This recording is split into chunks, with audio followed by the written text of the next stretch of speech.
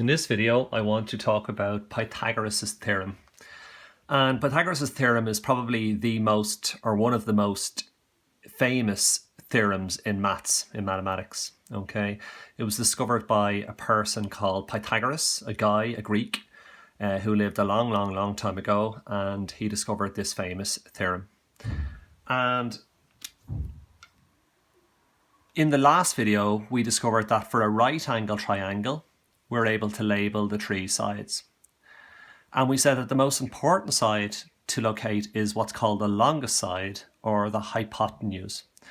And that is always across in the right angle. So here's our right angle, our 90-degree angle. So straight across the other side of the triangle is your hypotenuse. And then I got you to call the other sides O and A.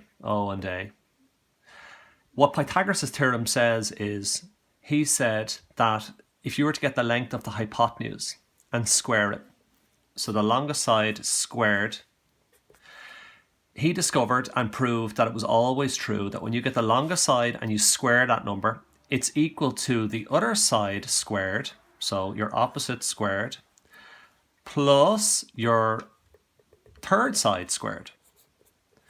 And so he discovered that h squared is always equal to o squared plus a squared. In other words, the longest side, when you square it, will equal the sum of the two squares on the other side. So this guy squared plus this guy squared.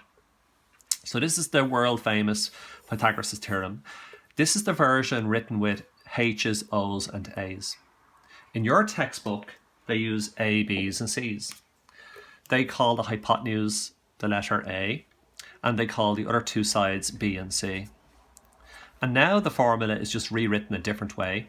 It's little a squared, for the hypotenuse squared, is equal to the other side squared, b squared, plus the other side squared.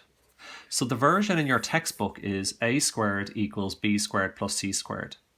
At the end of the day, it doesn't matter which version of this formula that you use, as long as you always have the hypotenuse correct.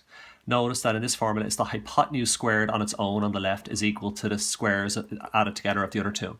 So if you call this guy h, it has to be h squared equals and then the other side squared and added together.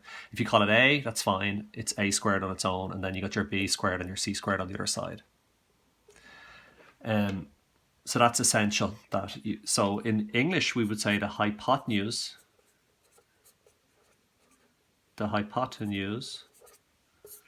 squared will equal the other side squared plus the other side squared. So your hypotenuse, when you square it, is equal to the squares of the other sides added together. And that is Pythagoras' theorem. In the next video, I'll show you how it works and how to do problems using this theorem.